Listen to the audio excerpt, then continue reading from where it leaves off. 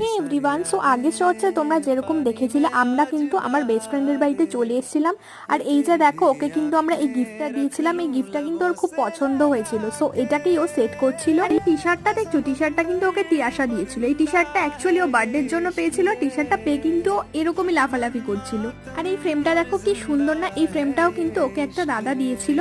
আমারও খুব ভালো লেগেছিল ফ্রেম। তারপরে এখানে একটার পর একটা গিফট আনর্যাপ করা চলছিল। তারপরে আমরা একটু গল্প করে ডিরেক্ট চলে যাই কিন্তু খাওয়া দাওয়ার দিকে। আর এই যে আমরা কিন্তু এখানে খেতেও বসে পড়ি। আর মেনুতে কিন্তু ছিল ফ্রাইড রাইস আর চিলি চিকেন।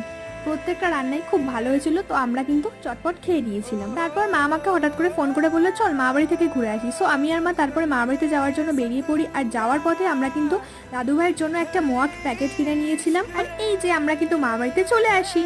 তারপরে মা বাড়িতে কিন্তু আমরা ডিরেক্ট বাড়ির দিকে চলে আসি। আর এই ডেকোরেশনটা কিন্তু কল্পতরু উৎসবের জন্য আমাদের ক্লাবে হচ্ছিল, যেরকম প্রত্যেক বছরই হয়।